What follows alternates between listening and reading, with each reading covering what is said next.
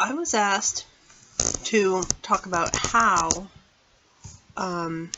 to basically stop procrastinating and talk to somebody that you really have to, because this person said that they would basically wait and wait and wait until it was too late, and it's a bad thing. I'm not sure I'm an expert on how to do that, because that is something that I do all the time too. I put things off like you wouldn't believe. Like, I mean, this is weird but true. I got my hair cut last week for the first time in over a year. I think it was almost a year and a half, which is, by the way, super common for people with avoidant personality disorder. They either follow the clock and get their hair cut every 4 weeks period, so that they don't have to really think about it. It's just their habits, what they do, or else they put it off forever, which is what I did. But as far as things that I can't put off forever, how do I force myself to do it? Well, actually, I had another issue this week with something similar too. I had to talk to one of the people who works with my son, and it was nerve-wracking because I expected and I got some blowback, and I unexpected, but I got the person was like, "Oh my God, I can tell there's something really upsetting you, and let's go talk about it," and blah blah. I was like, "Nope, I had this one thing to say. It was like 2 sentences long, and I had to say it, and I'm his mother, and I'm putting my foot down, and this is it, and it's not up for discussion, and you need to do this. You need to handle this in the way that I'm telling you to, because I'm the one who makes the decisions." And it absolutely needed to be done. And I knew that if I had not made our choices known, then it would have gone in a direction that was totally not appropriate. Totally best intention, but just not what was going to happen. Anyway, so how I do this when I have to talk to somebody is, this is going to sound weird. I do 2 things. I don't know if this would work for anybody else. Well, kind of 3 things.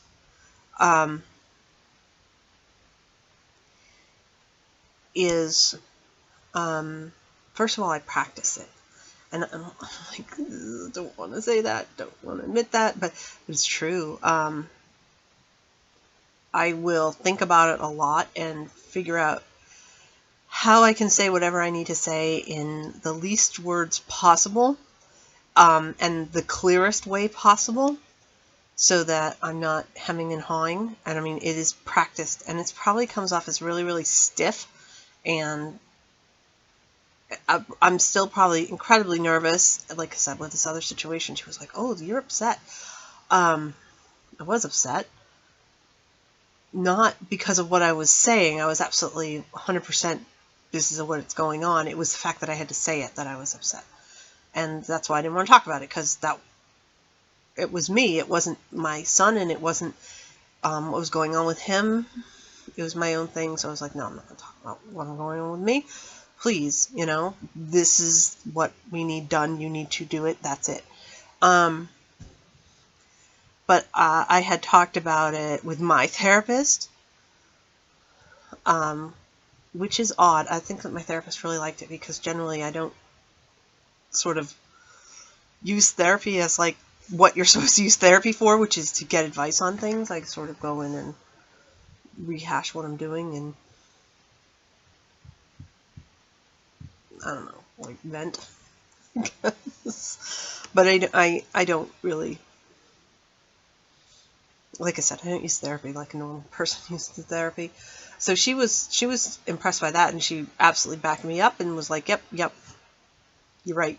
This is what needs to happen, and you need to make sure that it happens and not just let things go.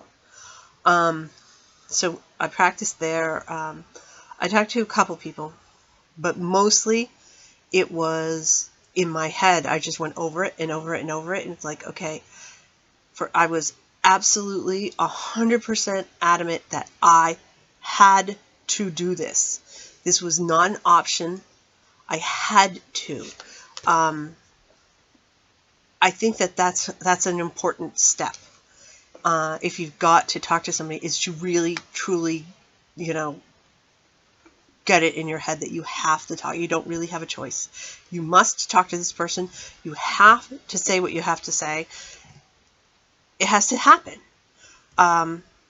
Because if you're still thinking, well, maybe it doesn't happen, maybe I'm overreacting, maybe, that'll make it worse. So practice it and make sure that, yes, this definitely needs to happen. And then that would also include if something's sort of thrust on you, like you have to go to a meeting or something like that, you're not asking for something.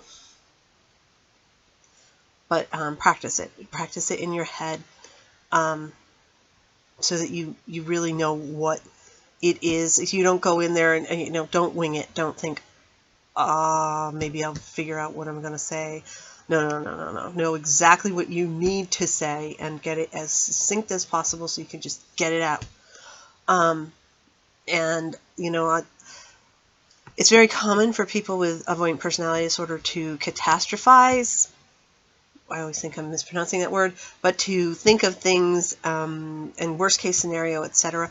But this is the kind of situation where it does help if you can sort of predict. I mean, you won't know exactly what's going to happen, but if you can sort of think, okay, well, what are some of the things that I might expect to hear back after I've said this? That's part of the practice too. So, but yeah, that's number one.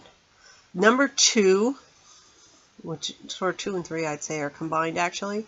The number 2 thing is I would force yourself to make a time and a date for it to happen.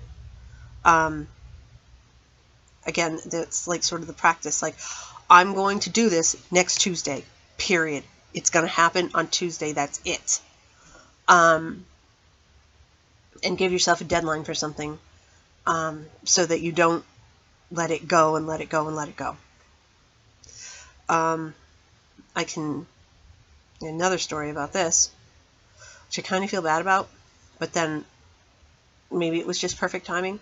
My son has volunteered at an animal shelter for 2.5 years, doing a job that he didn't want to do, because he was waiting for the job that he did want to do to open up.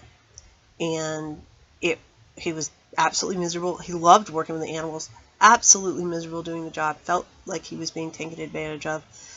And he was like, I gotta quit. And I'm like, okay, kid, give your notice then. Don't just quit, give your notice. Explain to them that you want a different job, that if it opens up, they should get in touch with you immediately, and that you've been a good worker and that you want to continue volunteering, but you just can't do this job, that you just can't do it anymore. Within an hour of him sending the email, they got in touch with him and said, yeah, we've got a different position for you.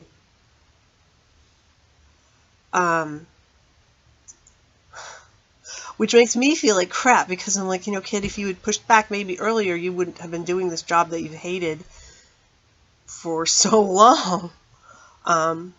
Because he really didn't want to do it from the very start, but he kept thinking, it's for the animals.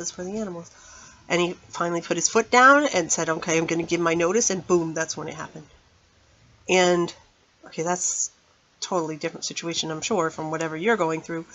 But I would do that. I would give yourself some kind of deadline. and say, this is going to happen on this date. And then you can prep for it again.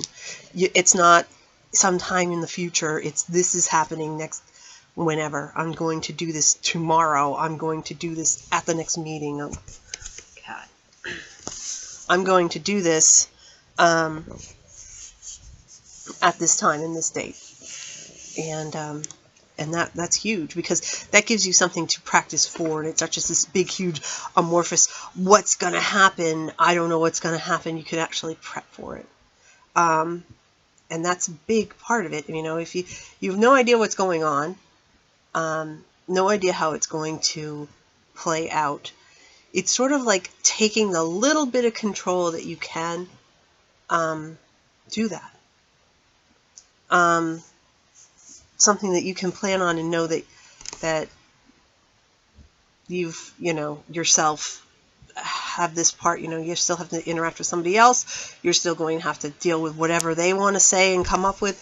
But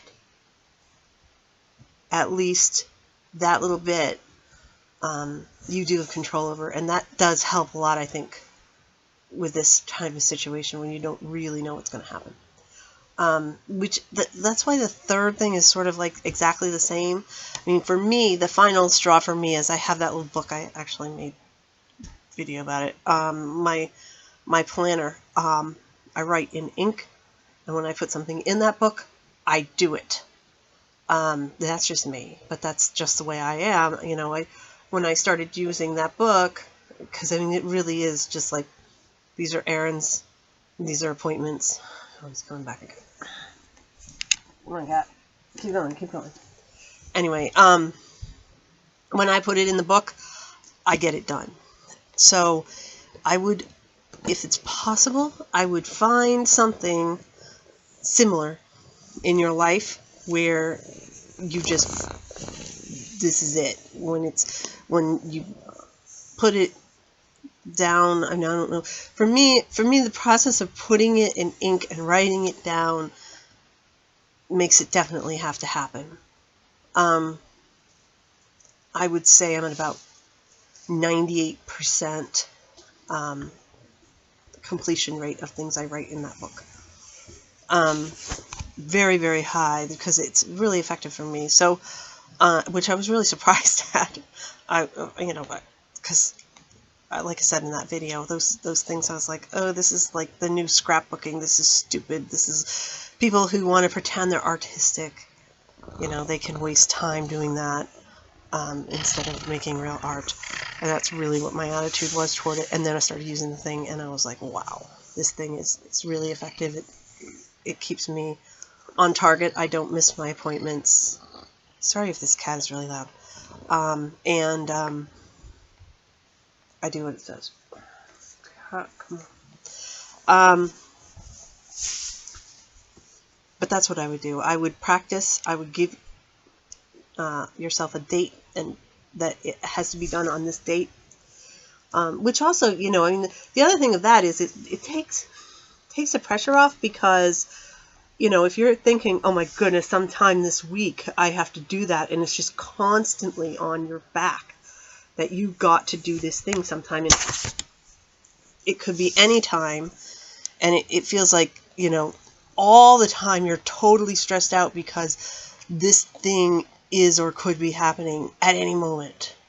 That sort of frees you up for the first, like, however long it's going to be until you actually do it, like a day or two or whatever. You can, like, breathe a sigh of relief that you don't have to do it Monday because you're going to do it Tuesday.